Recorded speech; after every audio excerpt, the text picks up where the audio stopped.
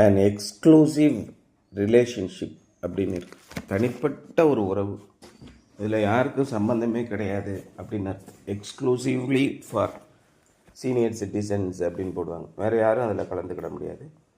Exclusively for men அப்படின்னு போட்டிருப்பாங்க. Sir இது ஆண்களுக்கு மட்டும்தான், பெண்கள் கிடையாது. எக்ஸ்க்ளூசிவ்லி ஃபார் உமன், அதில் ஆண்கள் பங்கெடுத்துக்கிட முடியாது. எக்ஸ்க்ளூசிவ்லி ஃபார் சில்ட்ரன் அப்படின்னு போட்டிருக்கும், குழந்தைகளுக்கு மட்டும்தான் இது, வேறு யாரும் கிடையாது. இந்த மாதிரி தனியாக பிரித்து வச்சுருப்பாங்க. அதான் எக்ஸ்க்ளூசிவ் ரிலேஷன்ஷிப். இது தனிப்பட்ட 2 பேருக்குள்ள உறவு, மற்ற யாரும் நீங்கள் நடுவில் வரக்கூடாது. கணவன் மனைவி உறவுக்குள்ளே வெளியில் இன்னொரு பெண்ணோ இன்னொரு ஆணோ வந்தால் என்ன குடும்பம் என்ன ஆகும்? அது மாதிரி எக்ஸ்க்ளூசிவ் ரிலேஷன்ஷிப் அப்படின்னு எழுதுகிறாரு. இதான் ரொம்ப முக்கியமான, அவர் சொல்ல வர ஒரு முக்கியமான கருத்து. Just as the marriage ceremony sets apart a man and a woman for each other exclusively. திருமணம் செய்கிறவர்கள் ஒரு ஆணுக்கும் ஒரு பெண்ணுக்கும் நிச்சயம் பண்ணுகிறார்கள். நம்ம சர்ச்சில் என்ன நடக்குது? இந்த மாதிரி இந்த ஆணுக்கும் இந்த பெண்ணுக்கும் நாங்கள் நிச்சயம் செய்து திருமணம் செய்வதாய் நாங்கள் முடிவெடுத்திருக்கிறோம். உங்களுக்கு யாராக்காவது இந்த மாதிரி இவங்க திருமணம் செய்யக்கூடாது என்பதற்கான தடை ஏதாவது இருக்கா, காரணம் ஏதாவது இருந்தால் அதை எழுத்துப்பூர்வமாக சபையின் ஆயருக்கு தெரிவிக்க வேண்டும். அப்படி தெரிவிக்கலைன்னா 3 முறை இந்த அறிவிப்பு விடுவாங்க. அந்த 3 முறைக்கு அப்புறம் இந்த மாதிரி நீங்கள் தெரிவிக்கலைன்னா இனி ஒருபோதும் ஒரு காலம் இவர்களை பற்றி எந்த விதமான அவதூறு செய்தியும் பரப்பக்கூடாதுன்னு சொல்லுவாங்க. பார்த்துருக்கீங்களா? 1வது அறிவிப்பு, 2வது, 3வது அறிவிப்பில் இனிமேல் யாரும் ஒரு காலம் இவங்களை பற்றி பேசக்கூடாது, ஏன்னா இவங்க தனியாக நாங்கள் பிரிச்சிட்டோம் அப்படின்னு சொல்லுவாங்க. பிரித்து அந்த ஆணையும் பெண்ணையும் இவர்கள் இருவரும் திருமணம் செய்து தனிப்பட்ட ஒரு வாழ்க்கை வாழப் போகிறார்கள். வேறு யாரும் இவங்களுடைய வாழ்க்கையில் தலையிடாதீங்க, இல்லை அவங்கள பற்றி குறையாக பேசாதீங்க அப்படின்னு சொல்லி அந்த 3வது அறிவிப்பில் சொல்லுவாங்க.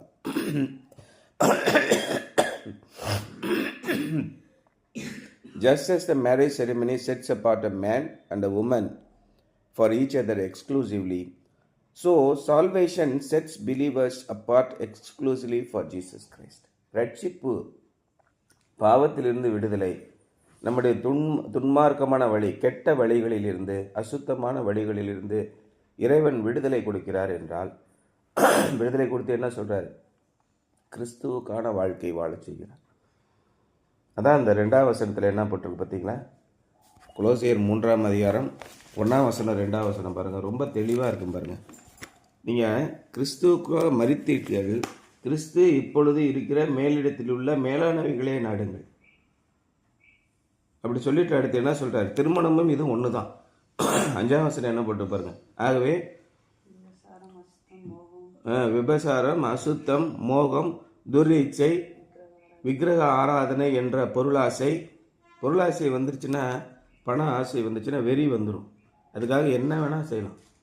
கணவனாவது மனைவியாவது பிள்ளைகளாவது அதுக்காக என்ன பண்ண முடியும்? பணத்தை சம்பாதிக்காமல் இருக்க முடியாது. சில பைத்தியக்கார பையன் மாதிரி பேசாத. இந்த உலகத்தில் நமக்கு பணம் தான் வேணும். வெறி கொண்டு போய் ரொம்ப குரூயலாக போயிடுவாங்க. பர்டிகுலராக லேடிஸ் தான் இந்த விஷயத்தில் பண வெறி ரொம்ப அதிகமாக ஈர்க்கிறது. கணவனையே கொலை செய்யும் அளவுக்கு அன்றைக்கி ஈரோடில் பார்த்திங்கன்னா தம்பியும் மனைவியும் சேர்ந்து ஒரு மச்சான் செத்துட்டாருன்னா 75 லட்ச ரூபா கிடைக்கும், நம்ம கடனை எல்லாம் அடைச்சிப்பலான்னு சொல்லிட்டு அது வரைக்கும் எந்த தப்புமே பண்ணாத கணவனை அக்காவை இது பண்ணுறான். கொண்டுட்டோம்னா ஒன்றும் பிரச்சனை, யாருக்கும் தெரியாது, நான் பார்த்துக்கிறேன், சும்மா தானே இருக்கார், செத்துட்டு போட்டோம். பண ஆசை எந்த எல்லைக்கு வேணால் போகும். அதான் விக்கிரக ஆராதனையான பொருளாசை அப்படின்னு போட்டிருக்காரு. எப்படி தகாத விதமாக இறைவனுக்கு விரோதமாக விக்கிரக ஆராதனை செய்கிறார்களோ, இறைவன் உருவம் இல்லாதவன், அருவம் இல்லாதவன், உருவம் இல்லாதவன்னு தமிழ் இலக்கியங்களில் இருக்குது. அருவம்னா என்ன?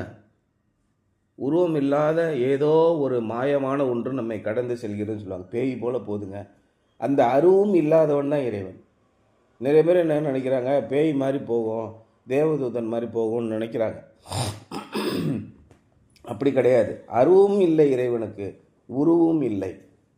அப்பேற்பட்ட இறைவன் சொன்னதுக்கு விரோதமாக ஒரு சிலையை கொண்டு வழிபடுகிறார்கள். அதுபோல திருமணத்திற்கு அப்பாற்பட்ட ஒரு நிலையிலே என்ன பண்ணுறாங்க?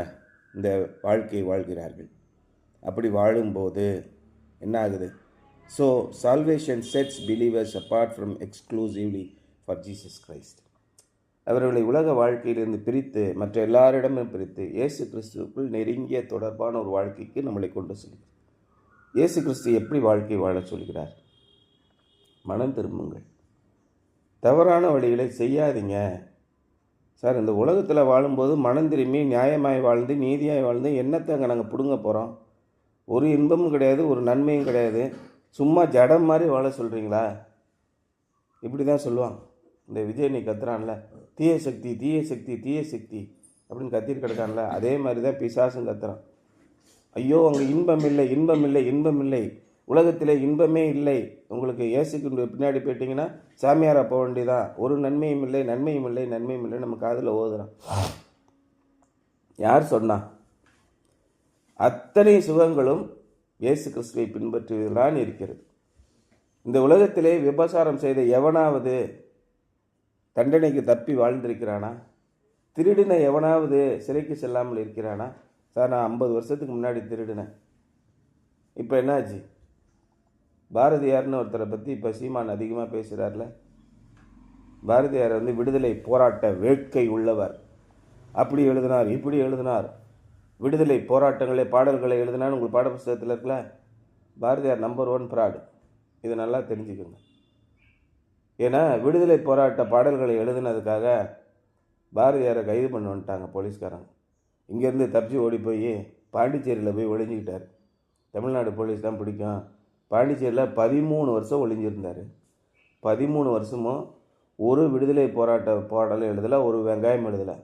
பாப்பா பாட்டு, குயில் பாட்டு, கண்ணன் பாட்டுன்னு எழுதிக்கிட்டு இருந்தார். சமய சேவைகளை செய்து கொண்டிருந்தார். ஏன்? விடுதலை போராட்ட பாடல் எழுதுனா உள்ளே ஒன்று வச்சு நொக்க கழட்டிடுவோம். அதனால் பயந்து போயிட்டார். 13 வருஷமாக போயிட்டார். 13 வருஷம் கழித்து திரும்ப வரார் விழுப்புரத்து பழியா. போலீஸ் கரெக்டாக பிடிச்சிட்டான்.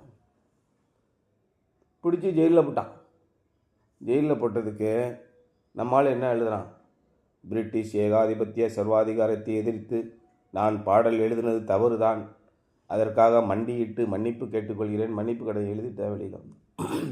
என்ன சுதந்திர வேட்கை தள்ளுதாங்க?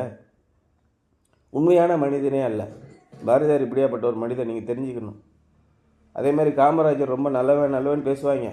கர்ம வீரர் காமராஜர், எளிமையின் தோற்றம், ஏழைகளின் தோழன், இப்படிலாம் சொல்கிறாங்கல்ல. பொய் அத்தனையும்.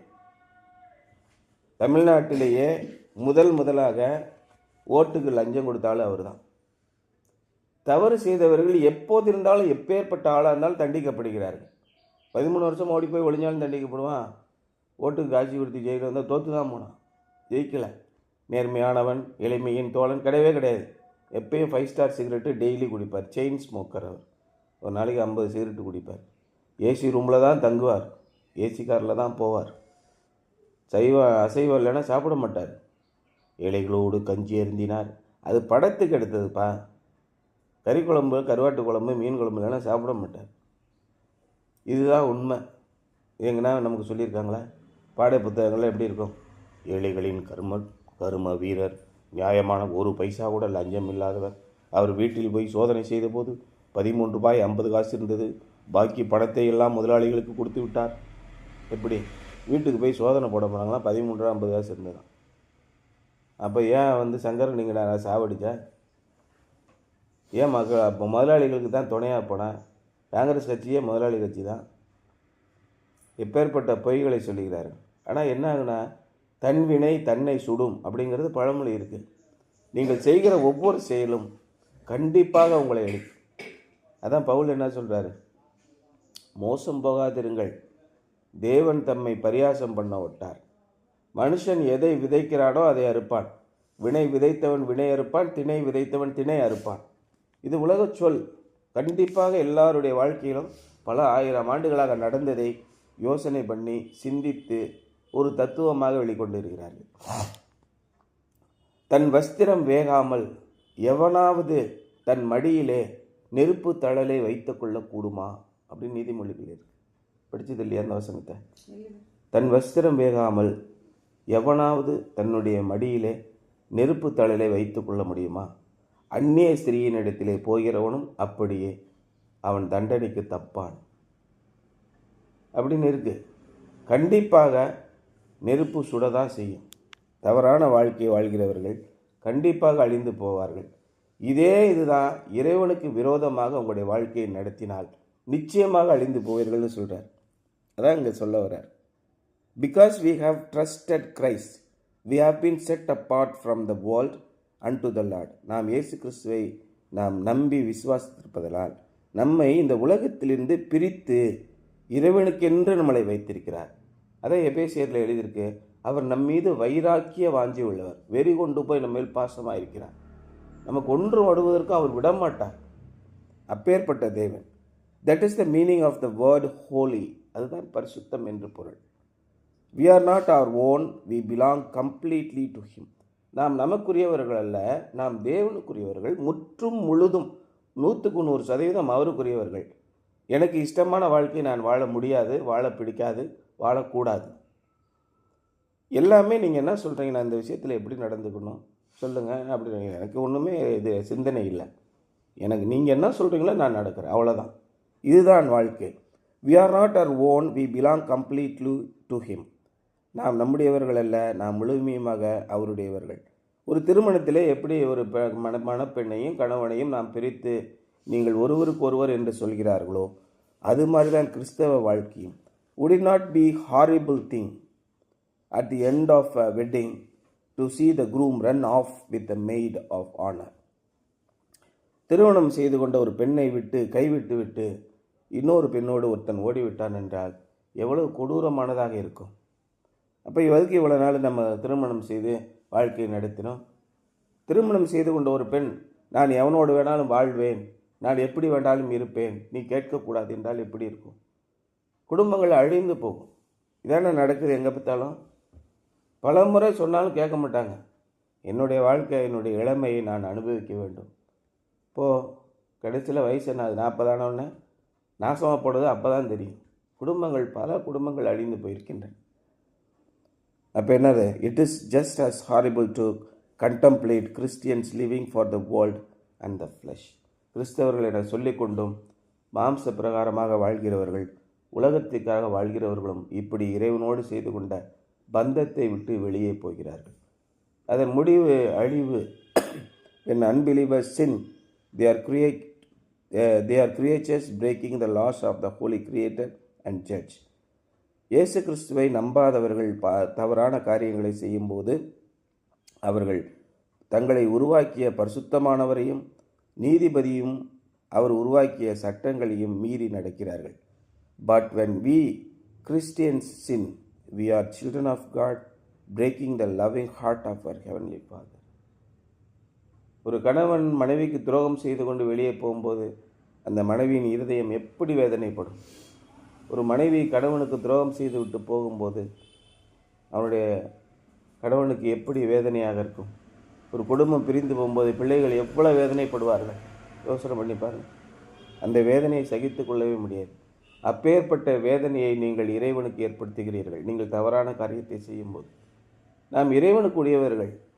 அதே நேரத்தில் இறைவனுக்கு பிரியமானபடி நம்ம வாழும்போது செய்யும்போது பண ஆசை இல்லாதவர்களாக இருக்கும்போது நாம் எப்படி இருப்போம்?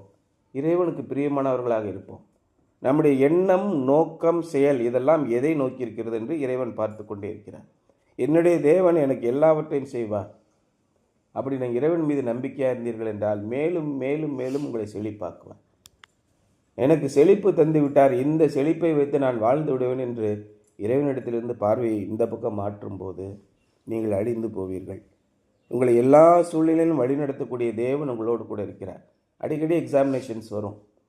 அடுத்த எக்ஸாமினேஷன் நீங்கள் ஃபெயில் ஆகாமல் பாருங்கள். எப்பயும் அவரையே பார்த்து கொண்டிருங்கள்.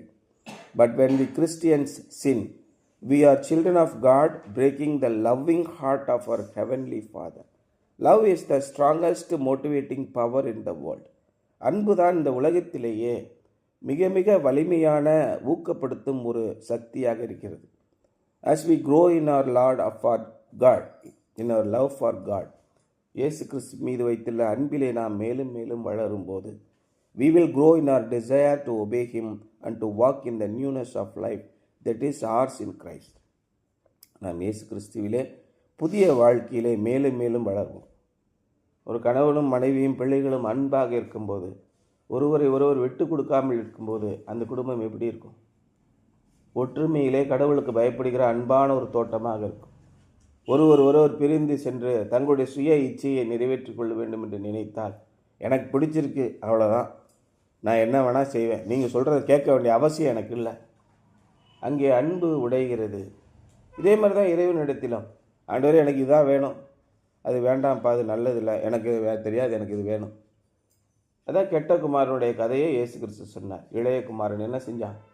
எனக்கு சொத்தை பிரித்து கொடுங்க, நான் போய் ஊர் மேயணும், அவ்வளோதான். எப்பா நீ போனேன்னா உனக்கு வயசு பத்தாது, நீங்கள் அழிச்சிருவாங்க, உன் சொத்தெல்லாம் காலி பண்ணிடுவாங்க கூட இருக்கிறவன், எனக்கெல்லாம் தெரியுங்க எல்லாமே, சூது வாதம் எங்களுக்கும் தெரியும் அப்படின்னு சொல்லி வாங்கிட்டு போய் என்னாச்சு? சோழி முடிஞ்சிச்சு இல்லையா? இயேசு கிறிஸ்து தன்னுடைய சொந்த வாயினால் சொன்ன கதை. இது மாதிரி போகாதீங்க. ஒரு குடும்பம் என்றால் ஒற்றுமையாக இருக்க வேண்டும். ஆலோசனைக்காரர் அநேகரானால் காரியம் சித்தியாகும் என்று பழமொழி இருக்கிறது இல்லையா? நம்ம அதிக பணம் சம்பாதிக்கணுன்றக்காக நம்ம மனசில் வச்சுட்டு என்னென்னமோ செஞ்சோம்னா ஆகாது. ஒழுக்கமும் கட்டுப்பாடும் நம்முடைய குடும்பத்தில் இருந்தால் கிறிஸ்துவுக்கென்று மிகச்சிறந்த அநேகரை ஆதாயப்படுத்தக்கூடிய ஒரு வாழ்க்கை நமக்கு கிடைக்கும். நம்முடைய நோக்கம் வர கிறிஸ்துவின் அன்பை விட்டு, அதான் பவுல் சொல்கிறார், கிறிஸ்துவின் அன்பை விட்டு நம்மை பிரிப்பவன் யார்? நாசமோ மோசமோ பட்டயமோ பசியோ பஞ்சமோ காவலோ மரணமோ எதுவுமே நாம் கிறிஸ்துவின் அன்பை விட்டு பிரிக்க முடியாது. அதான் திருமணத்தில் ஒப்பந்தத்தில் சொல்லுவாங்கள்ல, நன்மையும் தீமையும் மரணம் நம்மை பிரிக்கும் வரைக்கும் நாம் பிரியாதிருப்போம்னு சொல்லி சொல்கிறாங்க. மரணமே ஆனாலும் கிறிஸ்துவின் அன்பை விட்டு என்னை பிரிக்க முடியாதுங்க. பவுலை கழுத்தை வெட்டி தரையில் சிலுவையில் அறிஞ்சு சாவடிக்கிறாங்க. கிறிஸ்துவின் அன்பை விட்டு நான் போக மாட்டேன். அவங்கெல்லாம் அப்படி ரத்தத்தை சிந்தி தலையை கொடுத்து உயிரை கொடுத்து எல்லாம் வாழ்ந்ததுனால இன்றைக்கி சௌரியமான கிறிஸ்தவ வாழ்க்கையை நாம் வாழ்கிறோம். அவர்கள் இல்லாமல் நாம் பூரணர் ஆகாதபடிக்கு அவர்கள் இப்பேற்பட்ட பாடுகளை பட்டார்கள் இல்லையா? We will grow in our desire to obey him and to walk in the newness of life that is ours in Christ. கிறிஸ்துவுக்குள் நம்மை பிரித்தெடுத்து விட்டார். புதிய வாழ்க்கையை நாம் வாழ்ந்து கொண்டிருக்கிறோம். மறுபடியும் பழைய வாழ்க்கையை நாம் போகக்கூடாது. அவருக்கு முற்றிலும் முழுதுமாக நம்மளை ஒப்படைத்து விட வேண்டும். அதுதான் எக்ஸ்க்ளூசிவ் ரிலேஷன்ஷிப். இன்றைக்கி நமக்கும் கிறிஸ்துவுக்குள்ள தனிப்பட்ட உடன்பாடு என்ன? அதுதான், நான் உன்னை ஆசீர்வதிக்கவே ஆசீர்வதிப்பேன், சந்தேகமே படாத, நிச்சயமாக ஆசீர்வதிப்பேன், நீ என்னுடையவனாயிரு. அதான் இந்த பாட்டு உன்னத பாட்டில் இருக்கும். நான் என் நேசருடையவன், என் நேசர் எனக்குரியவர் அப்படின்னு ஒரு பாட்டு இருக்கு. என்னுடைய நேசர் எனக்குரியவர், நான் என் நேசருடையவன். ஆகவே என்னை யாரும் பிரிக்க முடியாது. அவர் எனக்காக எல்லாவற்றையும் செய்ய காத்திருக்கிறார். அதுதான் ரொம்ப முக்கியம். Something to ponder. In what ways are you set apart from the world? என்னென்ன வழிகளிலெல்லாம் இந்த உலகத்திலிருந்து நீங்கள் உங்களை பிரித்தெடுத்திருக்கிறீர்கள்? இந்த உலகத்திற்காக உங்களை இழுத்து செல்கிற விஷயங்களை நீங்கள் கவனித்து பாருங்கள். என்ன இழுத்து செல்கிறது? Fantasy number 1. அப்படி இருக்காங்க, இப்படி இருக்காங்க, நம்மளும் அப்படி இருக்கணும் அப்படின்னு நினைக்கிறது தான் ஃபேண்டசி. 2வது பணம். 3வது இந்த உலகத்தின் இச்சை. இந்த உலகத்தில் உள்ளவர்கள் போல் நாம் வாழ வேண்டும் என்ற இச்சை. அதான் இயேசு கிறிஸ்து தனியாக பிரிச்சுட்டார். இந்த உலகத்தில் உள்ளவைகள் என்ன? கண்களின் இச்சையும், மாம்சத்தின் இச்சையும், ஜீவனத்தின் பெருமையும். இதை 3ஐயும் விட்டுருங்க. இயேசு கிறிஸ்துவின் அன்பிலே நிலைத்திருங்கள். நம்மை அவர் தனிப்பட்ட ஒரு உறவிற்காக அழைத்திருக்கிறார். We have an exclusive relationship என்பது தான் இன்றைய சிந்தனை. சரியா?